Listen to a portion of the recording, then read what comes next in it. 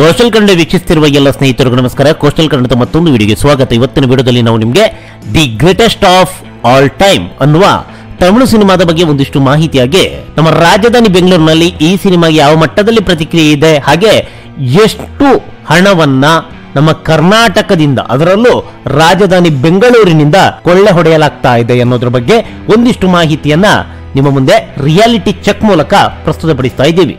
ರಾಜಧಾನಿ ಬೆಂಗಳೂರಿನಲ್ಲಿ ಈ ಸಿನಿಮಾಗೆ ಭರ್ಜರಿಯಾದಂತಹ ಚಿತ್ರಮಂದಿರಗಳು, ಅದರಲ್ಲೂ ಕನ್ನಡ ಸೆಂಟರ್ಗಳು ಕೂಡ ಸಿಕ್ಕಿದೆ.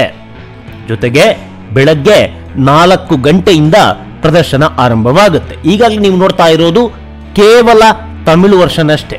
ತಮಿಳಿನಲ್ಲೂ ಕೂಡ ಐಮ್ಯಾಕ್ಸ್ 2D ಅನ್ನುವ ಅವತರಣಿಕೆಯಲ್ಲೂ ಕೂಡ ಈ ಸಿನಿಮಾದ ಪ್ರದರ್ಶನವಿದೆ. ಇದರ ಜೊತೆಗೆ ತೆಲುಗಿನಲ್ಲೂ ಕೂಡ ಈ ಸಿನಿಮಾ ಪ್ರದರ್ಶನ ಕಾಣುತ್ತೆ.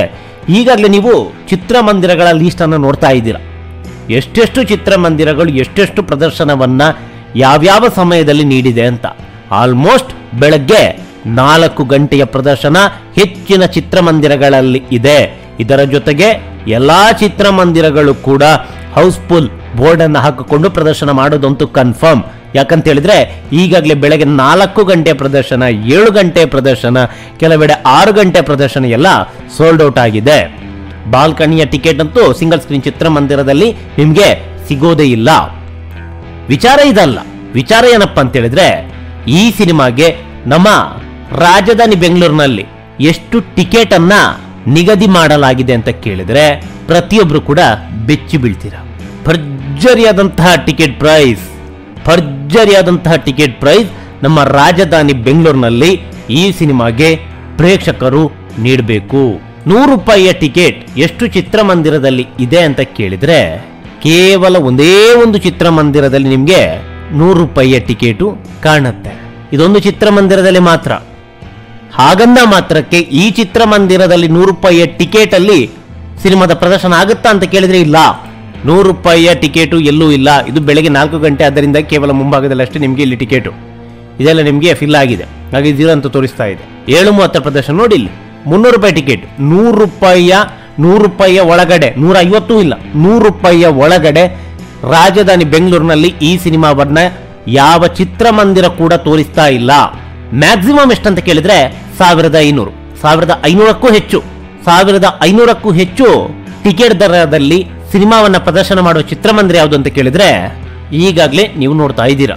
2000, 1600, 2000, 1600, 1800, 1600 ನೋಡಿ, ಭರ್ಜರಿ ಅಂತ ಟಿಕೆಟು. ಇದು ನಮ್ಮ ರಾಜಧಾನಿ ಬೆಂಗಳೂರಿನಲ್ಲಿ ಈ ಸಿನಿಮಾ ಕೊಳ್ಳೆ ಹೊಡೆಯುವಂತಹ ಪರಿ. ಟಿಕೆಟ್ ನೋಡಿ ಎಷ್ಟು ಚಿತ್ರಮಂದಿರ ನೋಡಿ, 1650, 1400, 1500ಕ್ಕಿಂತಲೂ ಹೆಚ್ಚು ಟಿಕೆಟ್ ದರ ಇರುವಂತಹ ಚಿತ್ರಮಂದಿರಗಳು. 100 ರೂಪಾಯಿಗೆ ಯಾವ ಚಿತ್ರಮಂದಿರದಲ್ಲೂ ಪ್ರದರ್ಶನ ಇಲ್ಲ.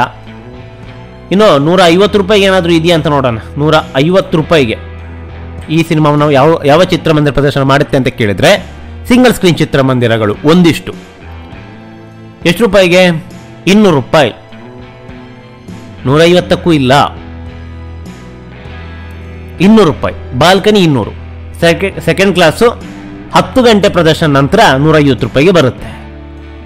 ಇಲ್ಲೊಂದು 250, 200, 300, 250, 200, 200, 150, 200, 150 ಭರ್ಜರಿ ಅಂತ ಟಿಕೆಟ್ ದರವನ್ನ ಇಲ್ಲಿ ಇರಿಸಲಾಗಿದೆ ನಮ್ಮ ರಾಜಧಾನಿ ಬೆಂಗಳೂರಿನಲ್ಲಿ. ಕನ್ನಡ ಸೆಂಟರ್ ಸೇರಿದಂತೆ ಎಲ್ಲಾ ಸೆಂಟರ್ಗಳು ಕೂಡ ಈ ಸಿನಿಮಾವನ್ನ ಪ್ರದರ್ಶನ ಮಾಡುತ್ತೆ. ನಾವಿಲ್ಲಿ ಸಿನಿಮಾದ ಪ್ರದರ್ಶನದ ಬಗ್ಗೆ ಹೇಳ್ತಾ ಇಲ್ಲ, ಹಾಗೆ ಯಾಕೆ ಇಷ್ಟು ಚಿತ್ರಮಂದಿರಗಳಲ್ಲಿ ಈ ಸಿನಿಮಾ ರಿಲೀಸ್ ಆಗುತ್ತೆ ಅನ್ನೋದನ್ನು ಕೂಡ ಕೇಳ್ತಾ ಇಲ್ಲ. ನಾವು ಕೇಳ್ತಾ ಇರೋದು ಒಂದೇ, ಯಾಕೆ ಇಷ್ಟೊಂದು ಟಿಕೆಟ್ ದರ ಅಂತ. ಅದಕ್ಕೆ ಕಾರಣ ಮತ್ತೊಂದು ಇದೆ. ತಮಿಳು ಸಿನಿಮಾ ಅಂತ ಹೇಳಿದ ಕೂಡಲೇ ಅದು ಯಾವ ರಾಜ್ಯದ ಸಿನಿಮಾ? ತಮಿಳುನಾಡು. ತಮಿಳುನಾಡಿನ ರಾಜಧಾನಿ ಯಾವುದು? ಚೆನ್ನೈ. ಹಾಗಾದ್ರೆ ಚೆನ್ನೈಯಲ್ಲಿ ಈ ಸಿನಿಮಾಗೆ ಎಷ್ಟು ಟಿಕೆಟ್ ದರ ಇದೆ ನೋಡಿ. ಭರ್ಜರಿ ರೆಸ್ಪಾನ್ಸ್ ಚೆನ್ನೈನಲ್ಲಿ ಸಿಕ್ಕಿದೆ. ಹಾಗಂದ ಮಾತ್ರಕ್ಕೆ ನಮ್ಮ ಕರ್ನಾಟಕದ ರಾಜಧಾನಿ ಬೆಂಗಳೂರಿನಲ್ಲಿ ಇದ್ದಂತಹ ಚಿತ್ರಮಂದಿರ ಹಾಗೆ ಈ ಸಿನಿಮಾಗೆ ಸಿಕ್ಕಿರುವಂತಹ ಪ್ರದರ್ಶನ ಚೆನ್ನೈನಲ್ಲೂ ಸಿಕ್ಕಿಲ್ಲ. ಚೆನ್ನೈನಲ್ಲಿ ಮೊದಲ ಪ್ರದರ್ಶನ ಆರಂಭವಾಗುವುದು ಎಷ್ಟಕ್ಕೆ ಅಂತ ಕೇಳಿದ್ರೆ 4 ಗಂಟೆಗ? 4 ಗಂಟೆಗಾಗುತ್ತಾ? ಎಲ್ಲೂ ಕೂಡ 4 ಗಂಟೆಗೆ ಪ್ರದರ್ಶನ ಮಾಡುವ ಚಿತ್ರಮಂದಿರಗಳು ಕಾಣ್ತಾ ಇಲ್ಲ. ಎಲ್ಲೂ ಇಲ್ಲ. ಎಲ್ಲೂ ಅಂದ್ರೆ ಎಲ್ಲೂ ಇಲ್ಲ. ಬೆಳಗ್ಗೆ 9:30ಕ್ಕೆ ಮೊದಲ ಪ್ರದರ್ಶನ ಅಂತ ಅನ್ಸುತ್ತೆ. ಯಾವ ಚಿತ್ರಮಂದಿರದಲ್ಲೂ ಕೂಡ ಇಲ್ಲಿಯ ರೀತಿ, ರಾಜಧಾನಿ ಬೆಂಗಳೂರಿನ ರೀತಿ ತಮಿಳುನಾಡಿನ ರಾಜಧಾನಿ ಚೆನ್ನೈನಲ್ಲಿ ಸಿನಿಮಾದ ಪ್ರದರ್ಶನ ಮಾಡೋದಿಲ್ಲ. ಮತ್ತೆ ನಮಗೆ ಯಾಕೆ? ಹೋಗ್ಲಿ, ನಮ್ಮಲ್ಲಿ 100 ರೂಪಾಯಿಗೆ ಟಿಕೆಟ್ ಇಲ್ಲ, ಚೆನ್ನೈನಲ್ಲಿ ಕಡಿಮೆ ದರ ಎಷ್ಟು ಅಂತ ಕೇಳಿದ್ರೆ ನೋಡಿ, ಇಷ್ಟು ಚಿತ್ರಮಂದಿರದಲ್ಲಿ ನೋಡಿ 60 ರೂಪಾಯಿಗೂ ಟಿಕೆಟ್ ಇದೆ. 60 ರೂಪಾಯಿಗೂ ಮಲ್ಟಿ ಸ್ಕ್ರೀನ್ ಚಿತ್ರಮಂದಿರ ಇದು, AGS ಅಂತ. ನಮ್ಮಲ್ಲಿ 60 ಬಿಟ್ಟಾಕಿ ಸ್ವಾಮಿ, 100 ರೂಪಾಯಿಗೂ ಟಿಕೆಟ್ ಇಲ್ಲ. ನೋಡಿ, ಇಷ್ಟು ಚಿತ್ರಮಂದಿರ ನಿಮಗೆ 100 ರೂಪಾಯಿಯ ಒಳಗಡೆ ಸಿನಿಮಾದ ಪ್ರದರ್ಶನವನ್ನ ಮಾಡುತ್ತೆ. ನೋಡಿ ಎಷ್ಟು ಚಿತ್ರಮಂದಿರ ಇದೆ. ನೋಡಿ ಇದೆಲ್ಲ 60 ರೂಪಾಯಿ, 60 ರೂಪಾಯಿ, 60 ರೂಪಾಯಿ, 60 ರೂಪಾಯಿ, 60 ರೂಪಾಯಿ. PVR ನಲ್ಲೂ ಕೂಡ ನೋಡಿ, PVR ನಲ್ಲೂ ಕೂಡ 60 ರೂಪಾಯಿ. ನಮ್ಮಲ್ಲಿ ಒಂದೇ ಒಂದು ಬಾರಿ ಆದರೂ ಈ ಮಲ್ಟಿ ಸ್ಕ್ರೀನ್ ಚಿತ್ರಮಂದಿರ 60 ರೂಪಾಯಿಗೆ ಸಿನಿಮಾವನ್ನ ಪ್ರದರ್ಶನ ಮಾಡಿದ್ಯಾ? ನೋಡಿ, ಇಷ್ಟು ಚಿತ್ರಮಂದಿರ 60 ರೂಪಾಯಿಗೆ ಸಿನಿಮಾವನ್ನ ಪ್ರದರ್ಶನ ಮಾಡುತ್ತೆ. ನಮ್ಮಲ್ಲಿ 100 ರೂಪಾಯಿಗೂ ಇಲ್ಲ.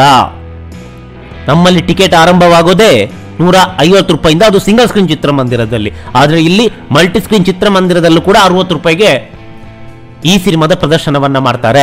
ಇನ್ನು ನಮ್ಮಲ್ಲಿ ಮ್ಯಾಕ್ಸಿಮಮ್ 2000, ಇಲ್ಲಿ ಮ್ಯಾಕ್ಸಿಮಮ್ 400 ರೂಪಾಯಿ.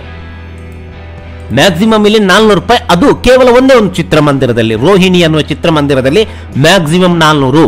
ಆದ್ರೆ ನಮ್ಮಲ್ಲಿ ಮ್ಯಾಕ್ಸಿಮಮ್ ಅಂತ ಹೇಳಿದ್ರೆ 2000, ಮಿನಿಮಮ್ ಅಂತ ಹೇಳಿದ್ರೆ 150 ರೂಪಾಯಿ. ಆದ್ರೆ ಇಲ್ಲಿ ಮಿನಿಮಮ್ ಅಂತ ಹೇಳಿದ್ರೆ 60 ರೂಪಾಯಿ, ಅದು ಮಲ್ಟಿ ಸ್ಕ್ರೀನ್ ಚಿತ್ರಮಂದಿರದಲ್ಲಿ. ಅವರ ಸಿನಿಮಾ ಇಲ್ಲಿಗೆ ಬರುತ್ತೆ. ಅವರಿಗಿಂತ ಹೆಚ್ಚು ಚಿತ್ರಮಂದಿರಗಳು ನಮ್ಮಲ್ಲಿ ಸಿಗುತ್ತೆ.